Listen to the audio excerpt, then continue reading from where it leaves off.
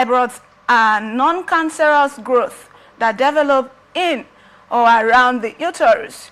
They are common among women of reproductive age, and while some women may have no symptoms, others experience heavy menstrual bleeding, pelvic pain, or difficulty getting pregnant. Today, we will be talking about what fibroids are, why they occur, and how they can be managed.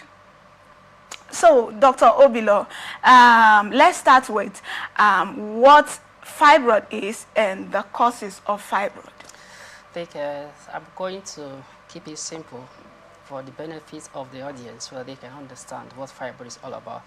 And sometimes when people talk about fibroid, there is this form of anxiety in them. They assume that fibroid is one pathological condition that emanated that has womb, has the risk of developing fibroid. In fact, up to about 80% of women at one point in their lives develop fibroid. Oh my God. So fibroid is that common. The good news is that it is usually a benign condition. In other words, it is not a malignant one. About 99% of fibroid tend to be benign. Only about 1% tend to be malignant. So in other words, fibroid is just a benign condition made up of the smooth muscles of the womb. So if that is the case, first I must say, you got me a bit scared when you said 80% of women. And, yeah, up to 80%. Oh my God. So who are the people who are at risk of developing fibroid? Yeah. In the first place, fibroid tends to occur during the reproductive age of women. From that 15 to 45 years, these are generally referred to as a woman of reproductive age. And any woman that has a womb has a risk of developing fibroid. Some of the risk factors, things like obesity. When individuals or ladies are obese, they have more fats in the body. And these fats tend to produce more estrogen because estrogen can be derived from androgens. I think this one's a little bit complicated. Can you break it down, doctor? Okay, because if we were looking at what causes fibroid in the first place, ideally, we don't know the cause. We don't know the cause of fibroid. Absolutely. Really? Yeah. So what we know is that it is related to estrogen. Okay. So any condition in which the womb is exposed to prolonged estrogen, that means the risk of fibroid is increased. And so when we see a woman who starts seeing her period early in life, like 11, 12, her womb will be exposed more to estrogen, and that tends to increase her risk of developing fibroid. So we're looking at early menarche. Menarche is the time a woman starts seeing her period. So those that see their period early in life, they have increased risk of developing fibroid. Again, those that stop seeing their period later in life, that's the menopause. Okay.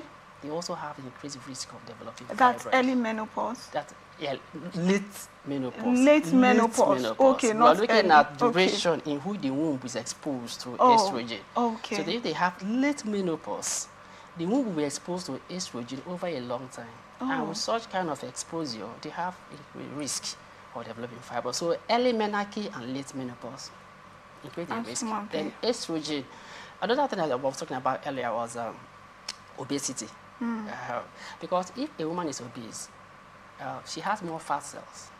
Okay. And there are some chemicals in the body called androgens. These androgens can be produced by the ovary, can also be produced by the suprarenal gland, adrenal gland. Okay. So fat cells has a way of converting these androgens to estrogen. And we know our problem is when we talk about we're looking at estrogen. When estrogen level is high, that's what we talked about earlier. And so when a woman is obese, she has more fat cells. Those fat cells would convert more of the androgens to estrogen, so exposing her to estrogen, and that can increase her risk of developing fibroid. So that's another thing. Okay. Another risk factor is family history. People, if your mother had fibroid, there's increased risk of you developing fibroid. So that means it can be genetic too? It can also be genetic, yes. Okay. Classically speaking, it is more common in blacks than whites. Black women. So, black, yes. Black And I'm a black woman. And you're a black woman. Oh my God. You have to think Should I about be your life. scared? So I will be fibroids scared. are called more in blacks than white. So these are some. Another one, very important, is nulliparity. If a woman has not given birth before, she stands the risk or a greater risk of developing fibroid. You see? Really? Yeah, because pregnancy is protective. Oh. Yeah. I'm seeing it like a situation where pregnancy gives no room for the fibroid. No. Is it like that? Yeah. Because look at what happened is that during pregnancy, there are other hormones like progesterone. Okay. And those, remember, what I explained earlier, Okay. those periods, the bleeding, Yes. the exposure of the womb to estrogen and progesterone, she I sees get her it. period, those are the risk factors. All right. So when a woman is pregnant, the wounds remain relatively calm. Yes. So she doesn't see her period. Even after delivery, some months she may not see her period. So Yes. all those, they tend to protect her womb against fibroids. So pregnancy is protective. All right. So so now, what are some of the symptoms of fibroid? How do I know that I am beginning to develop fibroid, or I have developed fibroid already? All right. So many cases of fibroid. Fibroid can be asymptomatic. One can develop fibroid, and he or she may not be aware. Okay. Really? Yes. Yeah, fibroid can be asymptomatic. In many cases, we only discover fibroid following an incidental case. Maybe a woman had a different case and the doctor recommends a pelvic scan to be done. And during the course of that scan, a fibroid was discovered, you see. So it can be asymptomatic. However, in some that are symptomatic, they can come with bleeding, heavy menstrual bleeding. This can come, in some people, their period runs over 4 days. But in the presence of fibroid, it can run up to 1 week or more. Really? So, yeah. And they tend to use more pads than before. So fibroid can cause heavy, prolonged menstrual flow. And it can also be heavy. That's one. Another thing, the fibroid can cause pain, severe abdominal pains, especially the ones located outside the womb. Some of them can grow outside the womb, subserosal fibroid, and become pedunculated, tend to twist around the mesentery. And when that happens, we cause a form of ischemia, and the woman may have pain. So pain is another symptom of fibroid. Pelvic pain, pains around the waist. Pains around the pelvic. Okay, Of pains course, around the pelvic. Yeah, Okay. of course, some pains can radiate to the back, no problem, but mostly lower abdominal pains. Okay. Another thing is that fibroid can also put pressure. If it grows, become big, it can put pressure on the urinary bladder. And so the woman will start passing urine frequently. She may develop frequent urination. And sometimes too. And may not be able to hold urine. Yeah. That's part of it too? Yeah, she may hold urine, but the issue is that she tends to urinate frequently. After a while, she urinates. After a while, she urinates. After a while, she urinates. Because of irritation. So the mass irritates, it can put pressure on the urinary bladder, and that irritation can cause frequent urination.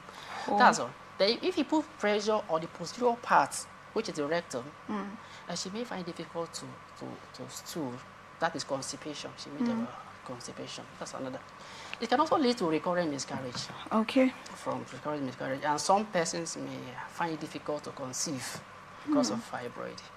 And so other people, they may witness abdominal distension because the tummy will tend to be big, and someone might think that this woman is pregnant for about 6 years. Like a woman will just meet and say, "Doctor, I've been pregnant for the past 6 years."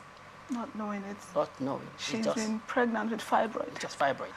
So a lot of people don't know about fibroid. That's terrible. That's terrible. All right, so can you also enlighten us on how fibroids can be cured? Let's talk about turmeric, ginger, and garlic. Are they a cure for fibroid? Okay. Well, first, if fibroid is asymptomatic, based on what we discussed earlier, there's no need. We just leave that expectant management. Because knowing that what is responsible for the growth of fibroid tend to be the female hormones, especially estrogen, which I mentioned earlier. So if a woman enters menopause, the fibroid will shrink. Because at menopause, estrogen is withdrawn, at least to a very appreciable level. And when those female hormones are withdrawn, fibroid will shrink. Oh. What it means is that if a woman is not having any symptom in relation to fibroid, the fibroid should be left alone until she enters menopause, and it will shrink. Okay. That's first. But if fibroid is causing a problem, then we'll look at other issues. Can we go with hysterectomy? I'm not supposed to mention hysterectomy first. What's that? Yeah. You need to explain. You know, fibroid is in the womb. Okay. If we remove the womb completely, I think we have cured fibroid. And that's the hysterectomy? That's hysterectomy. Oh. So, complete removal of the womb cures fibroid because there's nowhere fibroid will grow again. There is no womb. Oh. As long as a woman has It's like womb, taking the habitat of the fibroid away. exactly. So it has no place to stay again. It has no place to stay again. That is one of the definitive treatments for fibroid. Boy, terrible. However, if a woman wants a baby, Okay. maybe fibroid is causing infertility. It was responsible for infertility. In this case, it is symptomatic. What are we going to do? We can't remove the womb because she needs a child. Yeah. So what we have to do is we can do myomectomy. Myomectomy is because those oral medications, they do not cure fibroid. Now, when people talk about ginger and others, turmeric and others, actually they have anti-inflammatory properties, like they can cause alleviation of pain in terms of pain management because of some chemicals in them, both for fibroid. If you watch all these things we're talking about, the key important thing there is estrogen. We're looking at estrogen. For fibroid, we're looking at mostly estrogen. So these do not alter the estrogen level. Okay, but they can provide some temporary relief. Even when some offer a mild level of estrogen disturbances or reduction in estrogen level, after the drug is withdrawn, the fibroid begins to grow again. So they don't offer a cure for fibroid. Wow. Other forms of management could be using radiotherapy, in which embolization, Okay. in which certain molecules are inserted into the fibroid mass. They are passed through blood vessels and enter the uterine artery and inserted there, injected there, and cause obstruction to the blood supplying that fibroid mass, and the fibroid will shrink. You know, but that also has limitation. In other words, as long as a woman has womb, there's a risk for fibroid to develop again. So the most important cure for fibroid is that when she enters menopause, one will do hysterectomy. Yeah. And that's the hysterectomy, that's the removal of the... I'm looking at how possible that is. Is it not risky? Is it completely safe for a woman's womb to be removed entirely? Are there no risk factors to that? Every surgical procedure has a risk factor. Okay, yeah. Every surgical procedure has a risk factor. Now, do you know why we want to treat fibroid in the first place? We're looking at the risk and the benefits. Now, I have seen someone with blood level of 15% because she has been bleeding excessively every month. And that kind of bleeding can put a risk to the woman's life. She may die of anemia, a reduction in blood level, and that will complicate her vital organs. And so when we want to carry out procedure, we are looking at the risk and the benefits. When the benefits outweigh the risk, we carry out the procedure. That's very simple. Now, for that woman, she actually had myomectomy because she wanted to retain that reproductive potential. Okay. She slumped, lost consciousness, checked the blood level for 15%. And she believed for a very long time because of fibroid. So we did myomectomy for her. But actually, if she had completed her family size, we would have advised her for hysterectomy. Knowing that with hysterectomy, the fibroid will not reoccur. It seems the other is once and for all. Yes, this is once while and for all. this other one, there's still chances of it coming up is. again. Yeah. I'd like to ask also, is it possible for someone to have fibroid and have irregular menstrual cycle? Yes. fibroids do cause irregular menstrual cycle. And then when it finally comes, it's very heavy. Is it? Am I correct? Sometimes, not in all ramification. Remember, we are all different. Yeah, the same structure or different functions do exist. So some person will have irregular menses, some will have heavy flow, some will have normal flow. So it depends on the individual. That's why this era we talk about pharmacogenetics, where we treat everybody different. You are different, you are different, you are different. So most of the clinical features, we may not find it complete in an individual. You can have one or two or three, in an individual. All right, thank you so much, Doctor. You're doing you're giving such a great lecture. I must say I'm learning a lot. But then, can we look at some of the complications of fibroid and then how fibroid can cause infertility? Can a woman with fibroid give birth? How does fibroid cause infertility? All right, the complication of fibroid, we will look at bleeding in the first place, which I mentioned earlier. She can bleed and she may end up having anemia. With anemia, which is a reduction in blood level, vital organs like the kidney may be affected, the heart may be affected, the brain may be affected, and that itself can cause death. That's one. So another thing again is that because of the pressure, when the fibroid grows so big, it can put pressure right on the ureter. And so the flow of urine to the ureter will be affected. So there will be back flow. There will be a buildup of pressure at the proximal portion. And that can cause the dilatation of the kidney. Of the kidney. Yeah, of the kidney. Remember, there is a tube that connects the kidney to the urinary bladder. That's a tube. Okay. So if fibroid puts pressure on that tube is called ureter. If fibroid puts pressure on it, so the flow of blood will be affected from the top.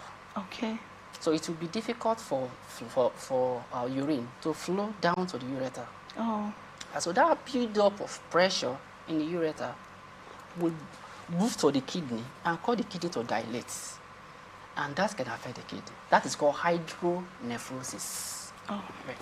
Then, because of stasis, now the flow of urine down to the bladder is actually affected. And so it gives rise to infection. So she may come down with urinary tract infection, safe for the fibroid. Then fibroid can cause chronic pain because of the one, especially the one located at the subserosa, outside the womb.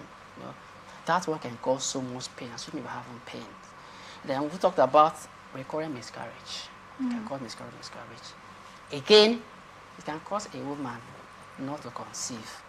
So these are some of the features, complications of having fibroid.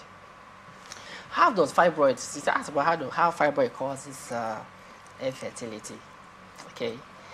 Now, if the tubes are blocked, remember, for fertilization to occur, the spermatozoa should swim through the uterus, enter the fallopian tubes. So if fibroid block the fallopian tube, it will be difficult for her to conceive.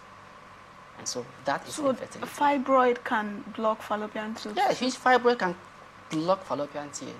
And this woman will find difficult to conceive. I like to ask, apart from fibroid blocking the fallopian tube, what else blocks fallopian tubes? Well, tubal obstruction can come from infection. Pelvic inflammatory disease. In fact, that is the commonest cause of infertility. Oh. Yeah. In this situation, there is infection around the tubes. And that infection heals. Now, after healing, scar is formed. Now, because the tube is narrowed, it tends to block the tube. Oh. And this will prevent the movement of spermatozoa toward the ampulla, which is the wider portion. And is there a remedy for that? Yeah. For blocked fallopian tubes? Well, we can try. Occasionally, so a type of surgery in which the tube is attempted to open is performed. So you can try to open the tube. How in many other situations in which it fails, IVF becomes the option. Okay. And remember, if both tubes are blocked, sometimes it's actually difficult sometimes. So what we do is we are counseling them for assisted reproductive technology, where in vitro fertilization becomes another option. Now, with respect to if a woman who has fibroids can conceive and carry her baby to term, yes, the answer is yes. Fibroid can remain asymptomatic, and the woman gets pregnant, and she carries her baby for 9 months and delivers her baby. Let's talk about some of the complications that comes with that. Okay. When a woman who has fibroid gets pregnant, what are the complications? What should they expect? First, when a woman one of the complications is miscarriage. Some of them can have recurrent miscarriage, right? But for those who fail or who were lucky, okay, they never had miscarriage, one of the things that can happen is the fibroid can degenerate in pregnancy and cause severe abdominal pains. During pregnancy, the mass can grow, and the blood supplying that fibroid will become relatively small. The amount of blood getting to the fibroid mass will become relatively small compared to the mass. Can't it just shrink during that period? Unfortunately, it doesn't shrink. So, and when that happens, maybe some form of ischemia, and she may have pain during pregnancy. That is one of the complications she may have, is recurrent abdominal pain during pregnancy. Another thing that she may develop is abnormal lie and position of the baby. The fibroid mass can grow into the wounds and change the position of the baby. The baby may tend to adopt a different position, like bridge, in which the baby will be sitting. You know, and that increases the risk of cesarean section, like surgery. Okay. Sometimes that fibroid can cover the os, the lower portion of the cervix, and stay at the lower portion of the cervix and cover the os. In such a situation, that baby cannot be delivered through the birth canal because fibroid has covered the place. And so before delivery of the baby, yeah, can fibroid harm the baby while in the womb? But the only way fibroid harms the baby in the womb is when we have miscarriage. Apart from that, the baby will be normal. Will just grow normal. Cohabiting with the fibroid? Yes, baby with the fibroid. Baby can live with the fibroid and baby is fine. Another thing is that after delivery, most of these women may end up having postpartum hemorrhage. Like bleeding after delivery. They may have some loss of delivery after bleeding as after a delivery. result of the fibroid. Okay. So a woman who has fibroid, I think that pregnancy is a high-risk pregnancy and should be managed by a gynecologist, by an obstetrician, you know, in a tertiary institution or a secondary institution where we have the services or specialists. It shouldn't be done in those maternity areas because of all these complications. But a scan is to be done to know the position of that baby. The position, the presentation, and the lie. All these things we need to know before delivery of the baby. So those are some of the ways fibroid can affect a woman who is pregnant. This section has been so didactic, I must say. I have learned. What's your final message to our audience before we wrap it up for today? Well, fibroid is not something that is strange. Fibroid is a mass in the womb. It's not something that will make ladies to be anxious. It's not a strange thing. Many women have fibroids and they are doing just fine. They don't have any problem, no complications. But if you have fibroid in pregnancy and you're worried about infertility, because this is the commonest reason why many persons go for fibroid surgery, they are worried about infertility. Just remember that you need to see your gynecologist so that we can find out if there are other causes of infertility, because fibroid is not the only cause of infertility. And I have to repeat this. Fibroid is not the only cause of infertility. There are so many other things that can cause infertility, which will be looked out for. And if you have fibroid and it happens that you're pregnant, please ensure that your pregnancy is supervised by the professionals. Okay. Yeah. All right. Thank you so much, Dr. Obilo. It's been awesome having you on the show today. Okay. I hope to have you some more times on the show. Thank you. All right. This is where you were going to say something? No. Oh, okay. This is where we wrap it up on this episode of Atn Health Forum. Thank you for staying with us, and we're open for sponsorship of this program, jingles and advert placements, news and events coverage, personality, society and political interviews, product service promotions and commercials. Watch us live on www.atlanticnetwork.tv, Avo TV channel 205, Limex TV platform, Afastech platform, Apple TV, Niger TV, Iroko TV. Connect with us on Atn Social, subscribe, like, and share. Facebook and YouTube, Atlantic Television Network. Instagram and TikTok, Atlantic TV Network 1. And on X, at Atlantic TV Net. Remember and don't forget that peace and unity are the pathways to progress. Thank you for watching. I am Ofina Christopher.